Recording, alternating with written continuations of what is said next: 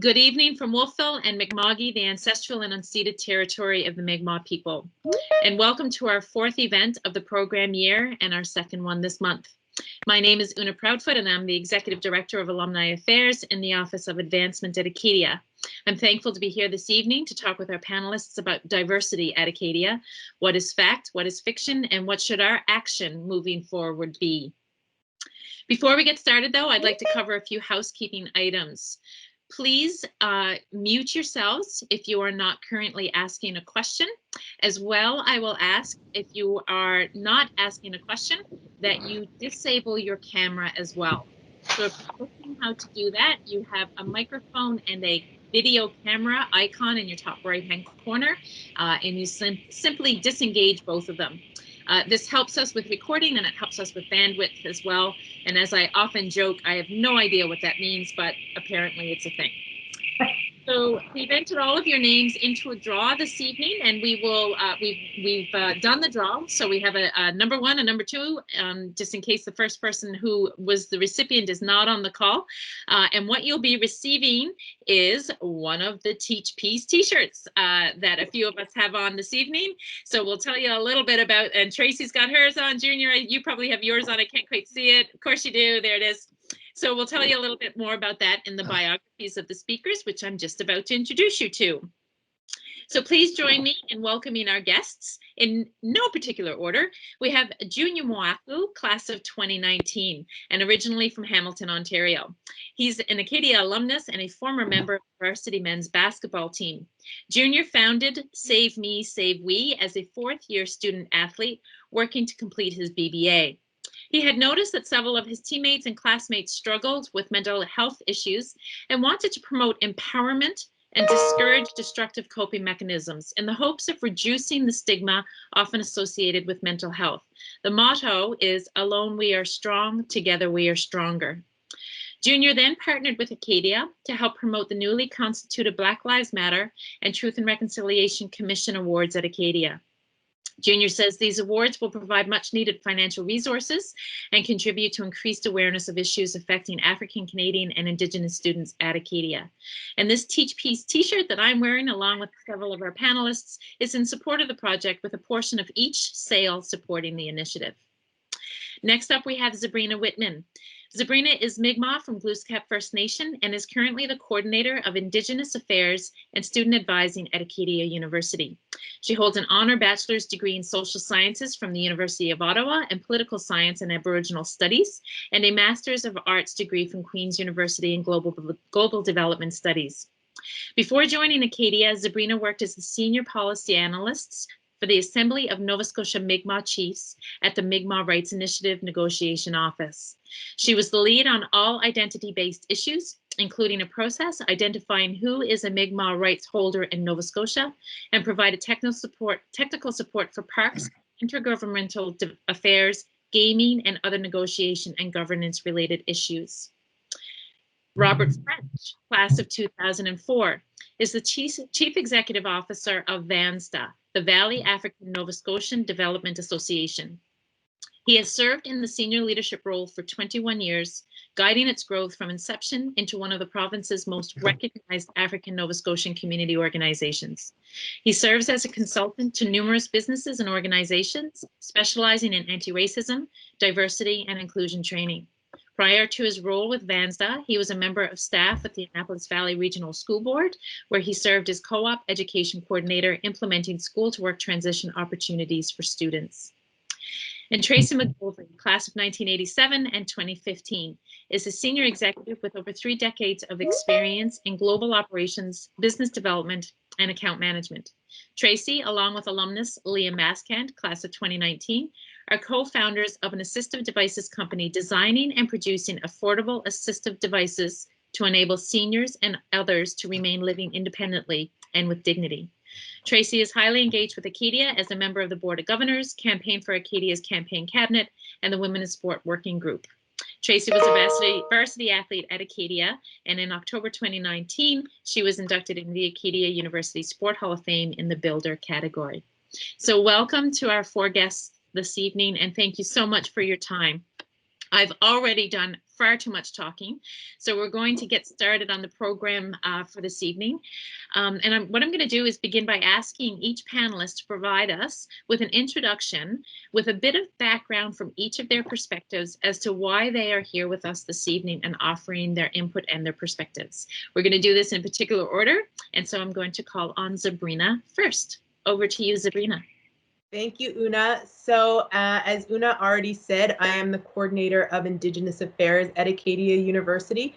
So obviously my perspective was asked to provide the Indigenous perspective. So the position was created as an MOU between Glooscap First Nation and Acadia. So I report directly to the Mi'kmaq chiefs as well as the president of the university on Indigenous issues.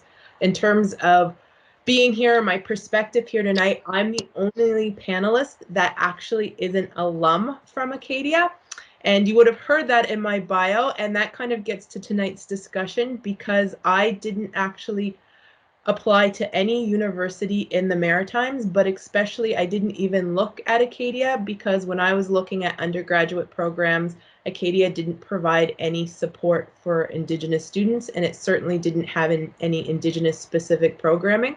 So all of my studies were in Ontario because they provided so much more for Indigenous students. I know we had a greater population in that part of the country, but at the same time, it was disheartening to see that nothing was happening in Nova Scotia, especially at Acadia, because I am from the Annapolis Valley.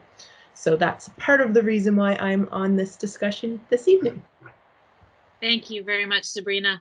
And I was remiss in my opening remarks to say to folks on the line, if at any point in time you have a question, please launch your chat function, which is demonstrated with the little icon at the top of the screen that looks like a little message box like the discussions back in the comic strips that we read when we were all younger. So if you click on that, it'll open the chat function. I'll keep an eye on questions there and pose them to our panelists as we proceed through the evening. So thank you, Zabrina. And next up is Junior. Over to you. Hey everybody, my name is Junior. I am a student athlete and I play basketball at Acadia from 2017 to 2019. Reason why I was asked to be on the panel was honestly probably for the fact that I am one of the few alumni who still recent alumni who's still really active in the Acadia alum community. With that as well, I have been I'm a big part of the BLM TRC scholarship that has been started this year, as well as that with Save Me Save we are furnishing providing these t-shirts that say teach peace on them, and big percentage of those will go back to the scholarship, and if you guys can support that would be awesome. And yeah, so for my Acadia experience, I went to school in Iowa, Chicago, but then Acadia was my final stop, and it was by far my favorite experience. However, I'm a product of my environment, and I feel like there is a lot missing at Acadia, a lot of opportunities, but with a lot of potential. And that's the reason why I'm committed to helping this initiative go very far. Terrific. Thank you so much, Junior. And next up, we have Tracy. So good evening, everyone, and Una and to the rest of the panel, thank you for engaging me and giving me the opportunity, I guess, to participate in what I think is a vitally important discussion. And sometimes these are hard conversations, but having some of these hard conversations actually brings you just to a much, much better place once you've actually kind of had them and come through them. And so for me, having these conversations and driving real inclusion is visceral. And I spent some time reflecting on why it was something that was just burning in my gut very, very deeply over the last, especially over the last year. And so I think I've kind of figured it out, and I sort of want to articulate that and explain why in just a couple of simple points. So again, I'm an alum from 30 plus years ago. Mr. Ffrench and I were actually on campus at about the same time way back when. And I won't say how much the plus is. But I had, I guess, some life-changing or life-setting experiences here at Acadia, and I just want others to experience the same thing. I was only 17 when I first arrived on campus as a computer science student and a rather scrawny student athlete. But the people who made me feel the most welcome, safe, and included when I arrived were actually 3 Black male student athletes. From helping me become a little less scrawny in the weight room to walking me up the hill after dark, and just checking in on me to ensure I was okay and see how I was doing. And again, not to mention helping my dad with the move in and move out. But Bob, I'm going to call you out here. You were one of those 3 that made such a positive impact on my experience, especially as a young, the young scrawny woman kind of arriving on campus, and a little socially awkward too. So, and from an academic perspective, Dr. Oliver was the director of my program, and he was a Black man. He was a groundbreaker, though, in academic leadership because he established the co-op program in computer science and encouraged me to pursue it. And in order to do that, he fully engaged with my parents, with Don Wells, who was the athletic director at the time. And he was just an incredible, incredible leader, mentor, and guide for all of us who had the privilege to be in his school at the time. And then when I entered the workforce full time, my very first boss and manager for the first 4 years of my career was a phenomenal Black woman. She was and remains to this day one of the 2 best leaders and mentors for whom I've ever worked. And I try and emulate her. She knew how to bring out the best in each of us, and she was never afraid to let each of us kind of take on bite off a little bit more than we could actually chew. But that's how we grew as professionals.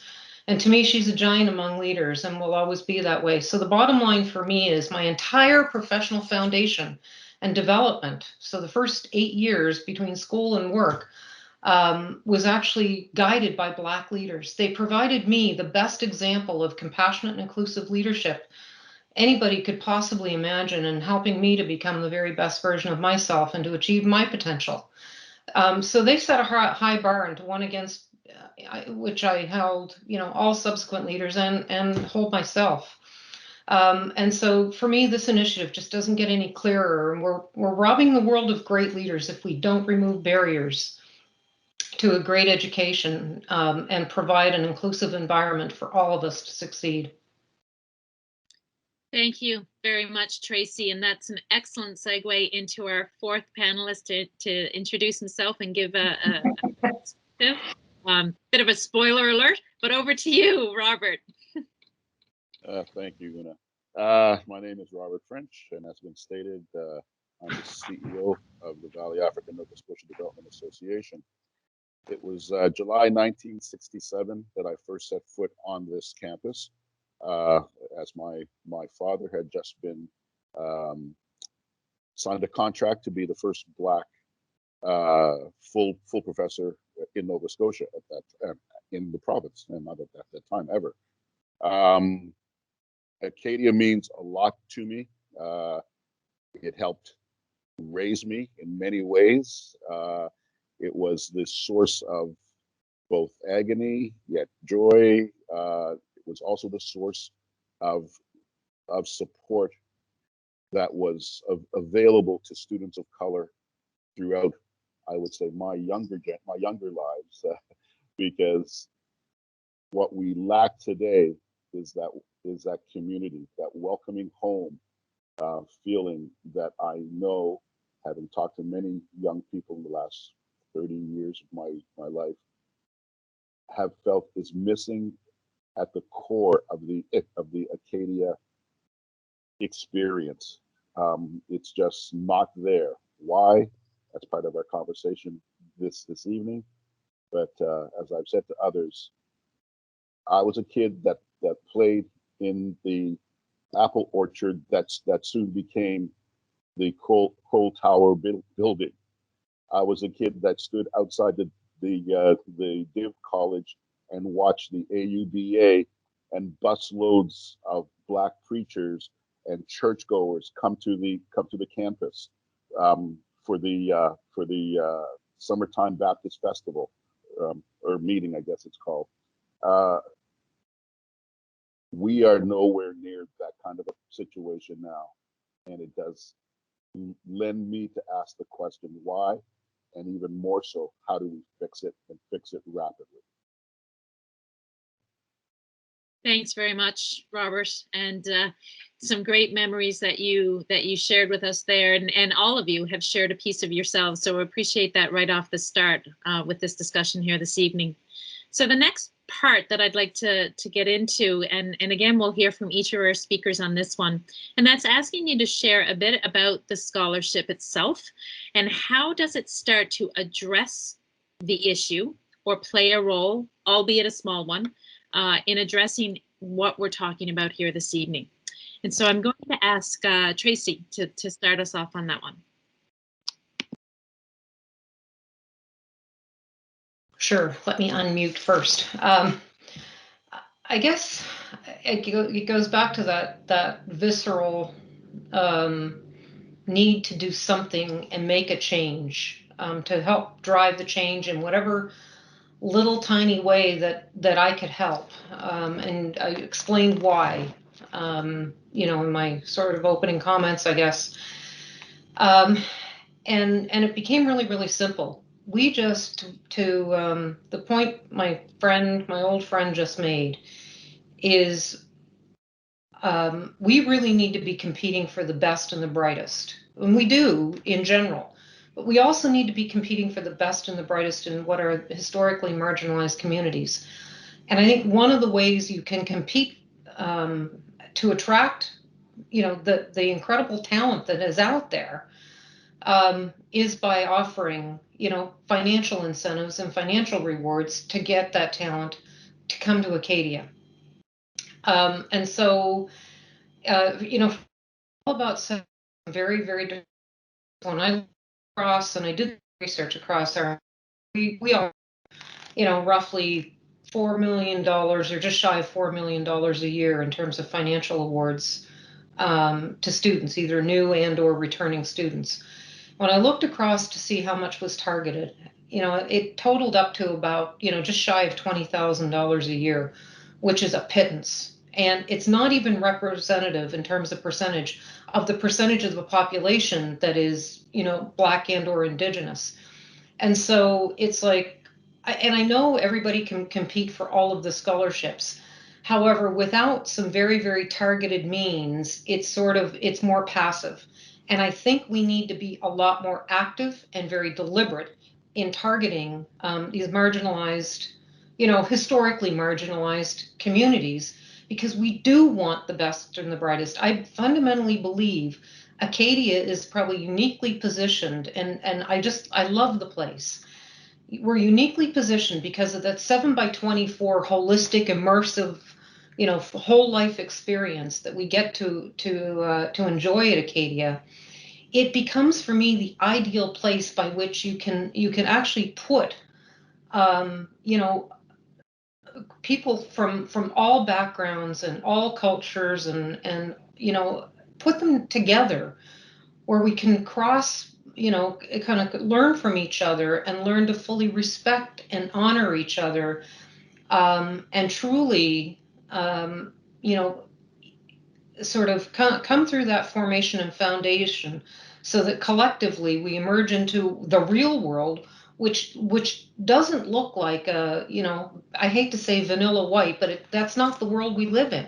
And so if we can put all of this together on campus in the 7x24 whole life immersive experience, I think we can emerge much better informed and as a collective set of much better leaders. And I just think we've got that opportunity. We've got the environment.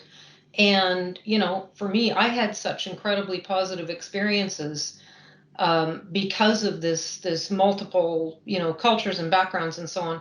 But I think we can do better, you know, and I really think we need to be competing for this incredible talent that's out there to bring them on campus, and it enriches everybody's experience. So that's just kind of my perspective and why I kind of was a little bit of an instigator, I guess, in starting this, and got the privilege to work with Zabrina, and then Junior came in, and it's just, you know, even working on this has just been such a privilege in getting to know and work with just this incredibly great pool of talented leaders.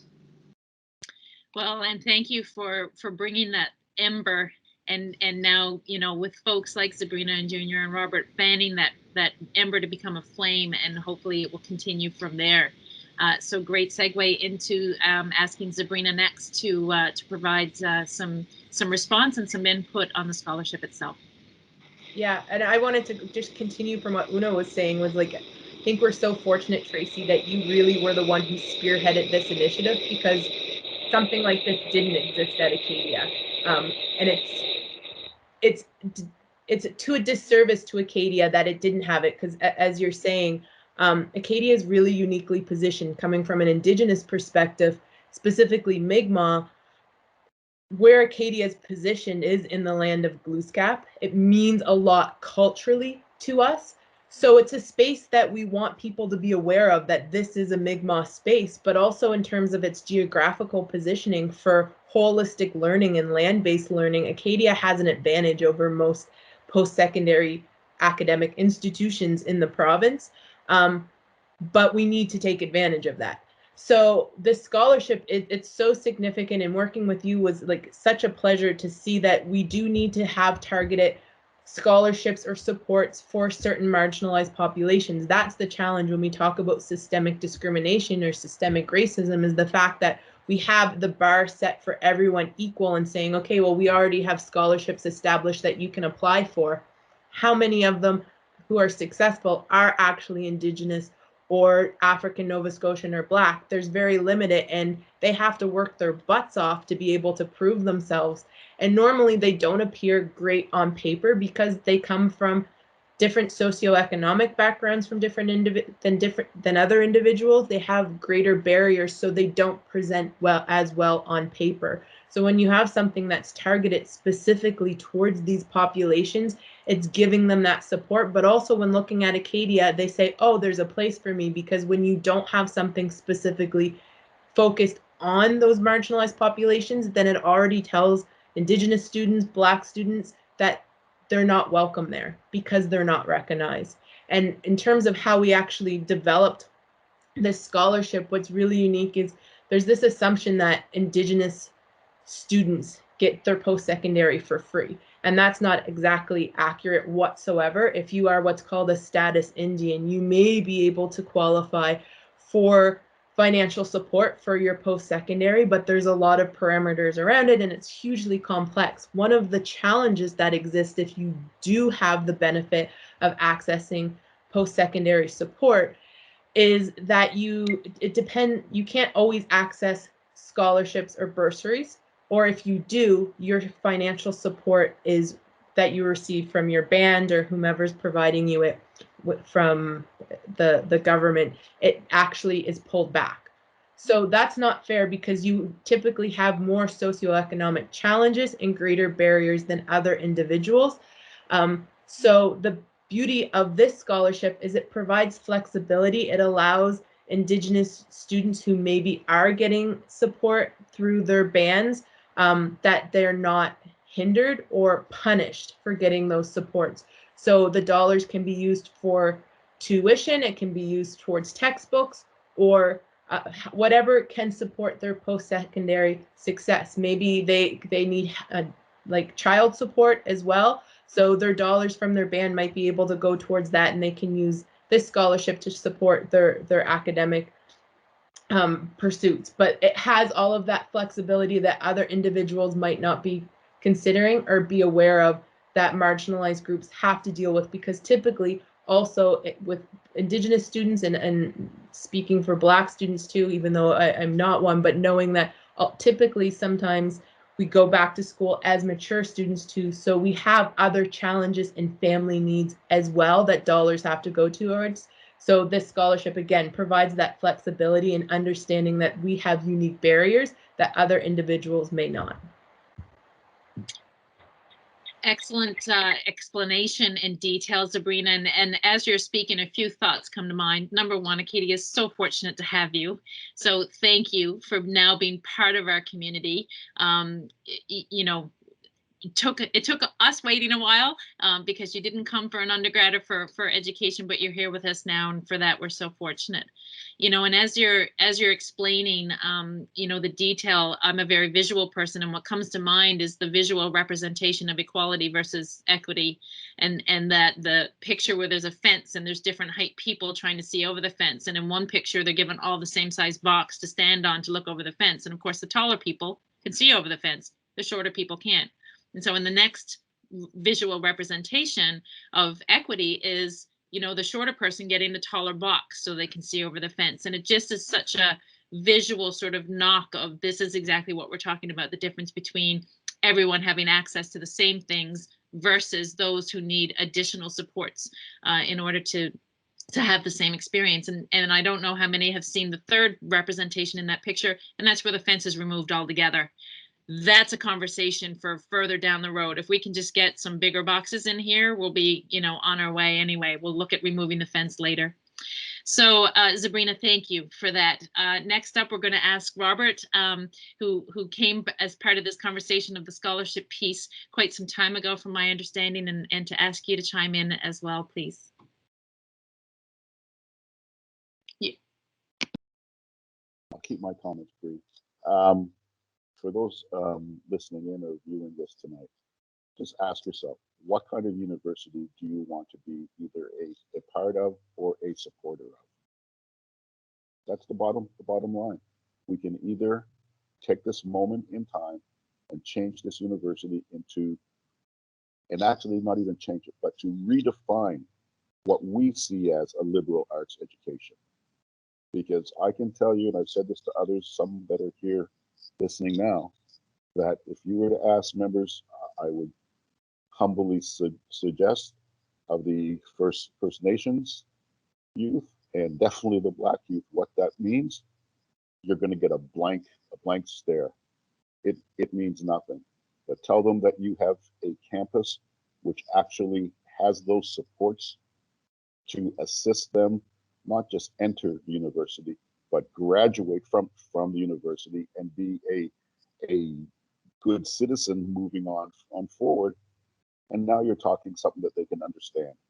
So again, the question that I just posed, and like I said, I was going to be very brief on this, is what kind of university do you want to represent you, or that you are currently a representative of? That's it. Thank you, Robert. And as we ponder that question, those of us on the line and listening to each of you and each of your perspectives, we'll ask Junior to weigh in. And Junior, I mean, it's to have you for any number of reasons on the panel is terrific. And I think for me, one of the most prevalent or relevant ones is that you are a recent graduate, and so you've had the most recent experience at Acadia. So ask you to weigh in on the scholarship piece and the formation of this scholarship, but what that means to you and sort of, you know, what that looks like. So, well, the scholarship is really important for many reasons, and I know time is short, so I'm only going to try to focus on one or two key aspects. But as a recent graduate, the reason why I was able to afford to go to Acadia is because I was offered a financial scholarship, which was a basketball scholarship. And a basketball scholarship, you compete with other people in the pool. It's not targeted to a certain individual. And the reason why it's really important to have scholarships that will benefit Black students, Indigenous students, is the fact that those scholarships gives a fair advantage to the small amount of scholarship that are already available, if that makes sense. So the reason why I wanted to help is because I was benefiting from a scholarship, and it's unfair for me if I don't give the other Black people who are not athletes to also get equal opportunities for financially. Therefore, I always give this example. I want my little sister who plays soccer, but who knows if she'll play soccer in many years to come to Acadia, right? And if there's no financial resources available for her, what would entice her to even come? What would be any benefits if there's not even as much community support as we want to? So that's one of the main reasons why the scholarship is really important. It's not only it will not only attract, but it hopefully can also retain, but it will also give more of a fair advantage to other people.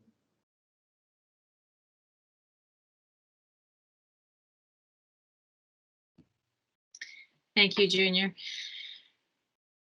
So the scholarship, as I said, you know, we certainly wanted to focus on that part of the conversation this evening so that folks on the line, and again, like I say, those who may view the recording afterwards, know that this scholarship now exists, and a donation to it, albeit whatever size, will help with that part.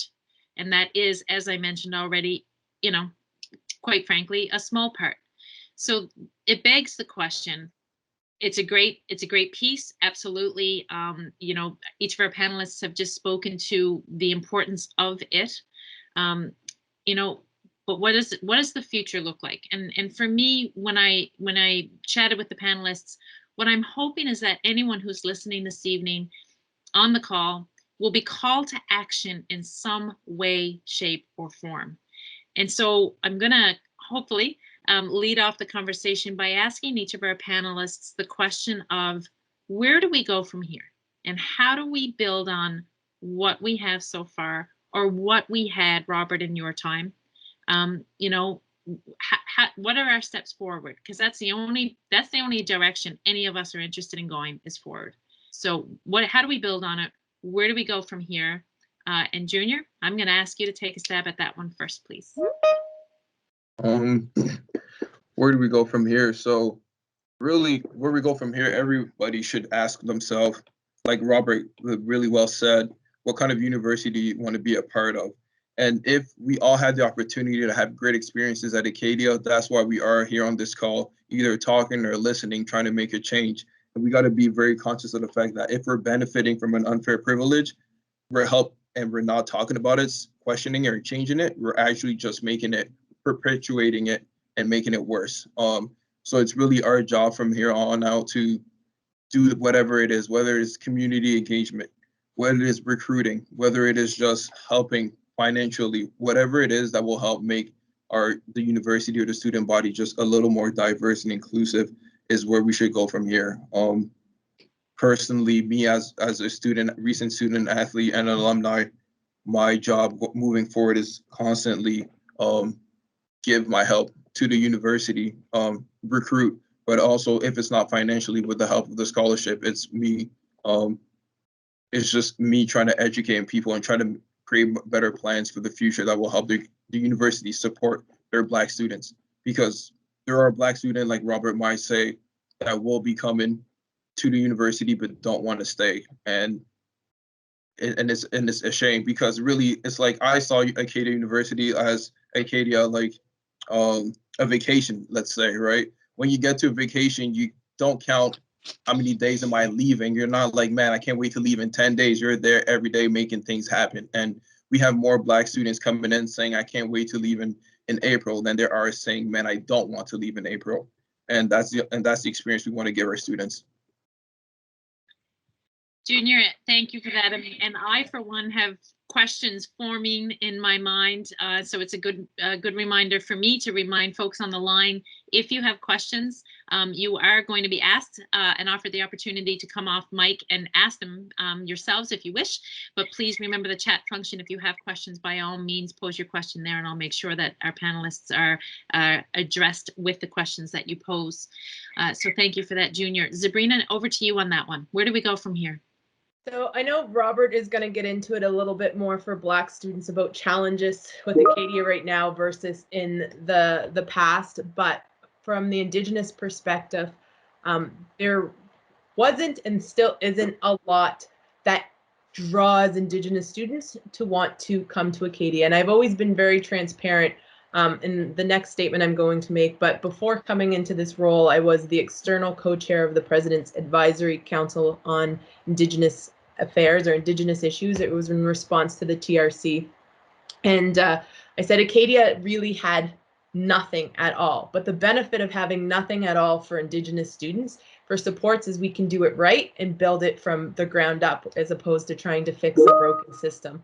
So that has been positive. I know we've done a lot of the low-hanging fruit to date. So flying the Grand Council flag and creating my position, also having a part-time student advisor, but there's so much more we have to do. And a lot of momentum has happened in the last few years, and I know it's garnered a lot of attention from individuals, but that was in response to the Truth and Reconciliation Commission and their calls to action. Previous to that, nothing was really being done by post-secondary spaces or places and in education in general. We had in the 1990s, the Royal Commission on Aboriginal Peoples also had all of these calls that education should do. Nothing happened. So it took over 20 years for a response, and it's been still very limited. Like I said, it was over 100 years of nothing happening in education spaces whatsoever. So how do we move forward? There's really two things specific to Indigenous students we have to look at. One is just in general, we don't have enough supports available on campus, and Indigenous students don't see themselves visibly there, meaning when you only have really me in a full-time role or position and you don't have any other staff or faculty full-time on campus, that's challenging for Indigenous students. Also, culturally, we have other cultural needs. We're very community-based societies, and that's absent from Acadia. Acadia may feel like a family to most people who attend Acadia University, but that family-specific component, that community component that we need from our society is lacking there. I felt it at the universities I was at, but it isn't present at Acadia. And it is literal cultural shock that some youth experience when coming into spaces like Acadia University, like Wolfville. You're leaving your reserve, you're leaving your families. And if you're coming from even, say, a fly-in community, you don't have stoplights and different street signs, and it's not your language that you're hearing. And again, it's different cultural interactions that we have. So it's a completely foreign environment. So we need to ensure that we have those supports on campus in terms of human supports, and we also need to have programming available and departments available. We don't even have a minor in Indigenous studies, and that is an advantage not just to Indigenous students, but to all students. We need to have courses on Indigenous students, on African Nova Scotian history, and on African diaspora issues in general, because everyone needs to be educated on these things. Tracy speaks about it a lot. And then long-term wise, what we really need to look at is systemic changes. So from an Indigenous perspective, we talk about reconciliation all of the time. That's not just Indigenous specific. When we talk about reconciliation, it's about saying we need to change post-secondary spaces, especially universities, to make sure that they're more appealing to all types of learners. So from an Indigenous perspective, we're saying include different epistemologies and cosmologies and understand that people think differently, which also means people learn differently. Universities are geared towards a specific type of learner, so you're limiting the type of people who feel like they belong in that space. If you welcome different ways of thinking into those spaces, and that's what we're saying with reconciliation, you're making it a friendlier environment for all. And so that means not just Indigenous students or Black students, but other international students coming from different cultures, because their way of thinking is different too. So how can we move forward? First and foremost, financially, if you can provide specific dollars so we can have the resources on campus to support Black and Indigenous students, that's the short term. And long-term wise, support broader initiatives that can really decolonize the mind, which isn't just, like I say, Indigenous specific, but helps all individuals that come from a different perspective. Thank you, Zabrina. And you know, in the short time that I've known you, if there's one thing that has certainly come to the forefront very quickly is your positivity. And your comment about when you don't have anything, you've got a blank slate or a blank canvas to work with is such a great perspective. And you're right. Let's start there, and let's start to build what we know exactly will encompass everything that you've just shared and you've just explained. Tracy, over to you on that one. So I too like the blank canvas, but we need to start painting our picture now. We can't leave it blank. So it is time it's past time to start moving forward and making this environment, and we can do it. That's the good news, is we can do this.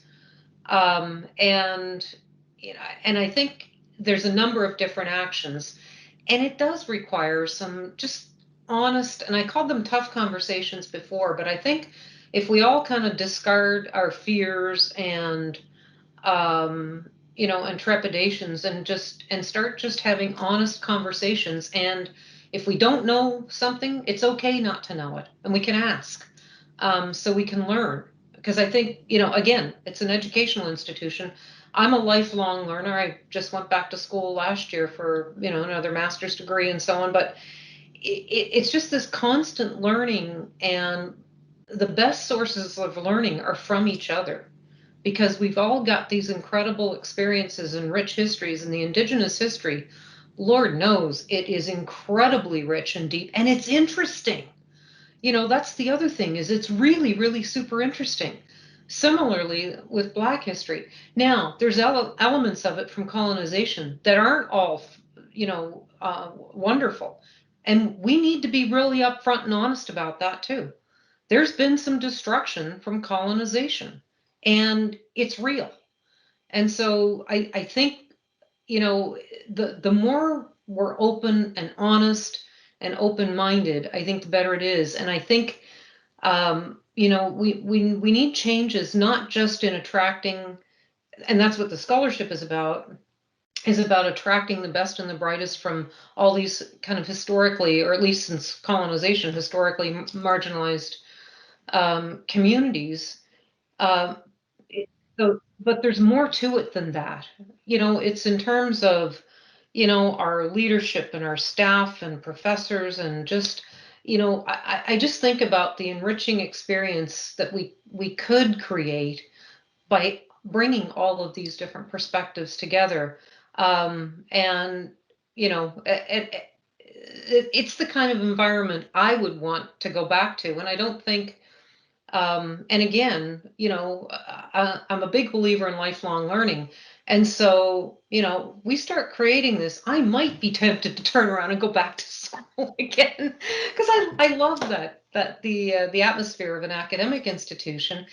And I just want other people to enjoy those same benefits. But I do think, I think we do need to start being, we all need to start being more honest about, about these experiences, and about, the history.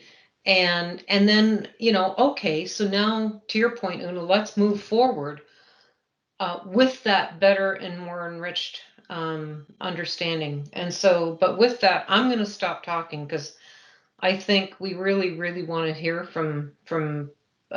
Ffrench, because I think he's got a lot of really good, wise words to offer us. So, No pressure. none whatsoever, my dear.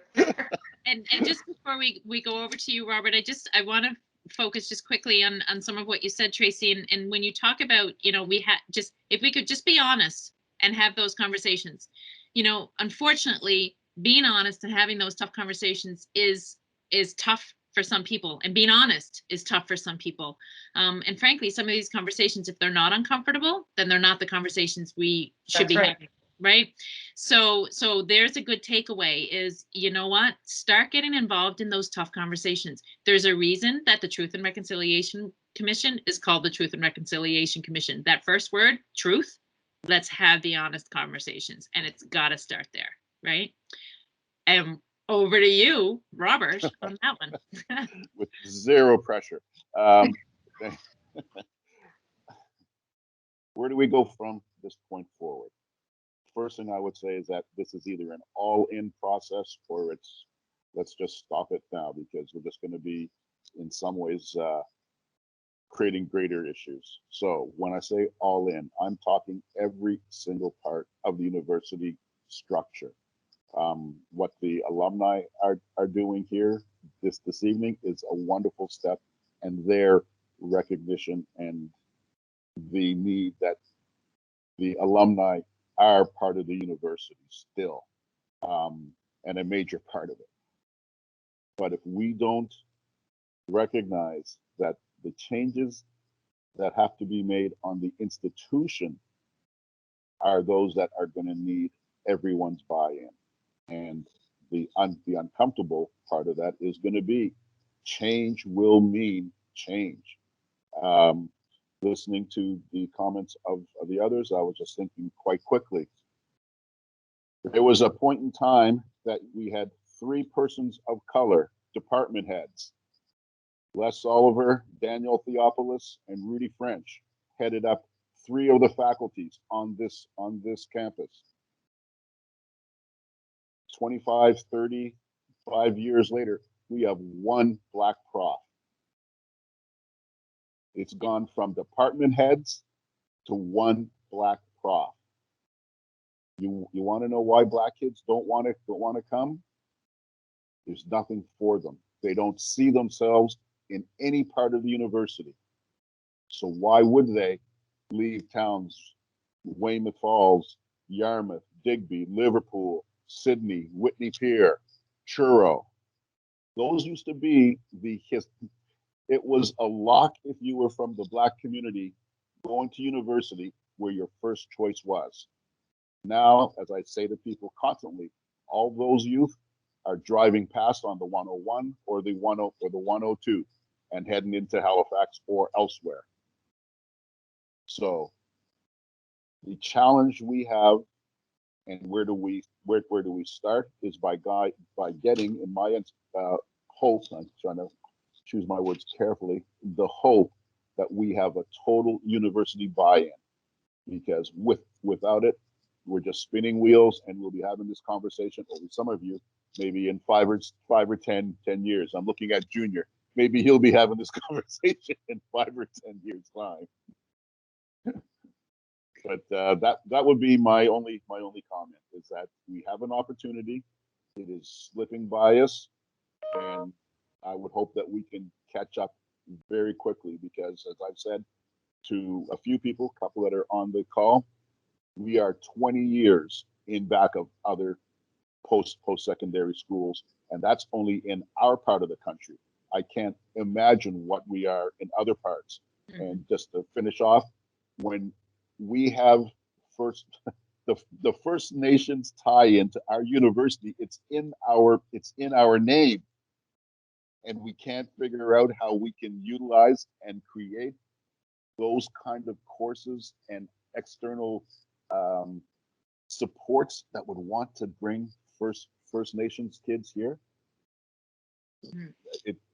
It's mind-boggling just to think that we have stayed on a track which at some point in time will lead to basically failure, and we are close in that we are failing those graduating students now, the white kids, because they are not prepared to work or live in a multicultural, multi-ethnic world, of which we are sending them out of our little bubble of Wolfville. That's it. Thank you, Robert. And you know, you mentioned sort of where we're at right now, and if we catch this, what I say in my head anyway, if we catch this wave, like let's catch this one. So we've missed a few waves, right? And we've got another wave that's just starting to build. You know, Zabrina talked about momentum, and that wave is starting to get some size. If we can all hop on our boards and catch that wave and make use of the momentum that's starting right now, then we can absolutely bring this into a positive direction. And as many of you aptly pointed out in your opening comments, we have all had an experience at Acadia that drives us to stay committed and stay involved with Acadia. So let's, again, capitalize on that momentum. So before we get into some questions, again, just remind folks, you can put your questions in the chat function. We do have one question so far, and that was from Terry asking where he can get a t-shirt. I just want to make sure that everyone on the line is privy to the questions as well. So the question of where to get a t-shirt, you can order them directly on the Save Me, Save We website, and you can pick them up at Tartan Gifts in New Minas. So there you go. Just we've got that question answered easily. And as I say, one of you on the line this evening will be walking away with a Teach Peace t-shirt as being the draw winner. So I'm going to come back around and pose a couple of questions until we have some in the function, if we do, in the chat function. And I think the first one I want to pose is to you, Junior. And you referenced, while you were talking, you talked about your sister, your younger sister. And my question to you, and many of us, of you on the call, have talked about recruiting. So my question to you, Junior, is what will entice your sister to come to Acadia? So what can we tell her already about Acadia to bring her here, but what can we do in the meantime to entice her to come here? You're on, there you go, great. Oh, I hate those words. You're on mute. I hear them so often. I hate it. So it's there's two parts of that question. One is my word. She will take my word if I tell her Acadia is a beautiful school and that she will go there and have a good time. And she will take my word and I will not lie to her. And in order for me not to lie to her, I gotta put my words into action and making this place a welcoming space. So whether it's my little sister or anybody else that wants to come to Acadia, it is our word. It is the Black alumni's words to say, I had a good time. If Robert would have met me and I was in high school and he told me about his experience, I would have believed it and I would have went. It would have been my first school of choice. But then the second part to that is making it happen. And it's for her to be like, all right, I'm going to go to Acadia. How can I make that happen? How can it be sustainable? How can it be a place for me to be safe? How is it going to be a place for me to get all the resources I need? And those are going to be the two big parts, is saying, all right, can they help me financially? What are the activities? What is the student body like? And who are the professors? Who are the people you're going to be looking up to? My whole high school experience, the professors I've been impacted to the most, most of them are Black and a few of them are white, but the Black ones always resonated with me because they try to prepare me for the world, because they lived it, they experienced it. Robert gave me the best advice, and we give a lot of credit to Robert tonight, but what a good man he is. But he did give me a very wise advice saying, if I go play pro and don't have a career, I will only have a job. And those words, knowing he understands the field, the working world, from a Black man who also probably struggled leaving university, were really impactful and really resonated with me. So those are the two things. Terrific. Thank you very much, Junior, for that on both those things. I'm going to pose a question and I'm going to ask both Robert and Zabrina to weigh in. Perhaps we'll start with Robert and then go over to Zabrina. And the question is, what are the real world impacts of diversity or lack of on a university the size of Acadia? Number one, it limits your growth potential. Number two, you get branded, if you want to call it that, as something which I know you don't want to be. And in the case of our school, of which we've all said that we love it, the school paid for my childhood basically with both of my parents working there. We are known, and it's not even hard to say this, it's easy to say it, but it's hard to hear it. We are known as a white university. That's what we are known as.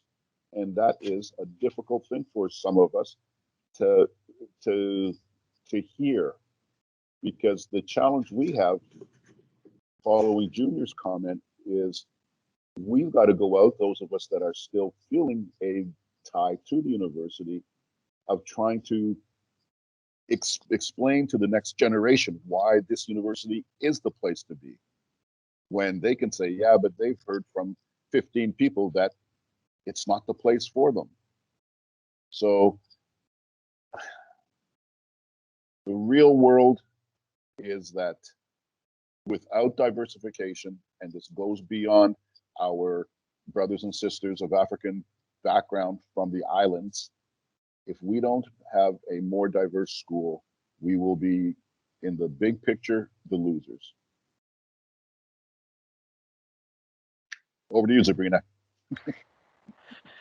Well, building on that, I think in terms of branding for recognition of Acadia just isn't on the radar really with Indigenous students. I can look at Mi'kmaq specifically.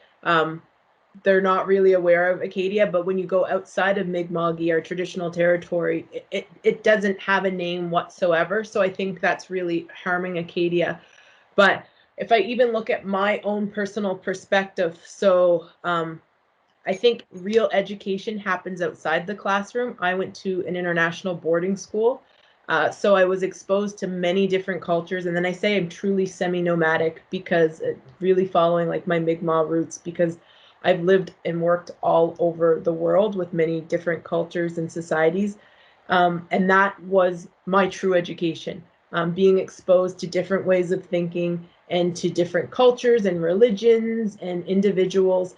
And by not having that diversity on campus, students are leaving, and Robert mentioned it earlier, like students are going out and being in this very white campus, and then they're going out and working in a multicultural world.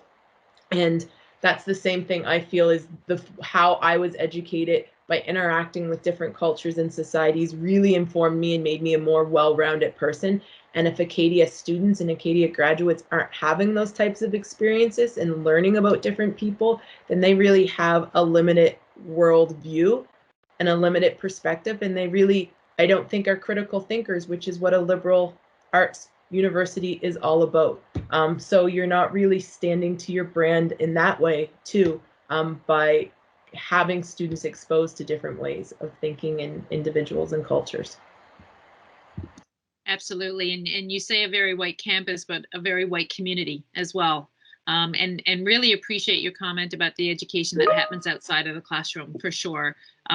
You know, we talked about course specifics, that we can have course content that will help inside the classroom, but you're absolutely right. You know, the awareness and the perspectives and the conversations and the challenge of thought, all of those things that we know are an important integral part of education anywhere, but particularly a university education, are missing without that diversity of perspectives and diversity of thought on campus. So we're getting close to the end of our time. I'm not surprised. I mean, we talked about this when we chatted beforehand, how quickly it was going to go. And sure enough, it has gone very quickly. So, you know, just a couple of comments that you all have made this evening, that a few that have resonated with me, again, like that piece that Zabrina just said about the education that happens outside of the classroom. Really appreciated Robert saying, like, you got to be all in or forget it, right? So it's kind of, I go back to that wave again. You're not going to catch that wave and ride it on a board if you're not all in, right? So all in, and that's where we've got to be. And Junior, in your opening words, when you said that you were committed to action, and I come back to everyone who's on the call this evening. If each and every one of us is committed to some form of action in moving this forward, in catching that wave, in riding the board, or whatever piece that you can contribute to that movement, and putting the move in movement, to steal a line from Tracy, you know, that's what we got to do. And I've got to think that at least everyone who's on the line here this evening is here for that reason. So if you know what, let's all of us who are on the line this evening take this conversation and this experience and go tell 2 friends, 10 friends, and they can tell 10 friends, and just keep the conversation going, because we will all learn as part of that conversation. So quick, the draw winner, the person who's going to be receiving the Teach Peace t-shirt is Hanisha Rawani, who I believe is on the call this evening. I've got somebody working in the back end helping me out with this. So Hanisha, congratulations. You will have a Teach Peace t-shirt on its way to you via the mail. I see a little applause from Zabrina. That's great. And Robert and Junior, he says, yep, another t-shirt out there. That's great. So also want to thank each of you, the 4 of you, for your time this evening, for sharing of yourselves. I think first and foremost, right? So sharing your perspectives, sharing your experiences, sharing your frustrations, and offering your advice on how we do something about this. So thank you for your time. Thank you for everyone who joined the conversation this evening. As I say, call to action. I call each and every one of you to action in some way, shape, or form to do something about it. And even if you're sitting there still saying, I'm not entirely sure what the it is, then that's your great first question. Tell me more about what it is, what the issue and issues are, so that we can all at least start from the same page. So thank you to everyone who attended. A little plug for our next event, which is on March 8th. Same bat time, same bat channel. Yes, I've got to change that. I'm a real geek when I say that, I know it. March 8th at 6 p.m. is Out of Milk, Infant Food Insecurity in a Rich Nation. So we'll have one of our faculty members, Leslie Frank, Dr. Frank, will be presenting on that topic. So we hope you can join us. You know what? I guess that's it, is to say thank you to everybody and wrap it up here. We're 7 o'clock on the nose. Folks, if anyone, either panelists or attendees, have questions or comments that you'd like to share after the fact, by all means, drop me a line and we'll make sure that we can contribute it to the conversation and keep moving forward. So thank you, everyone. Have a wonderful evening, and we'll see you all again soon. Stay well and stay safe.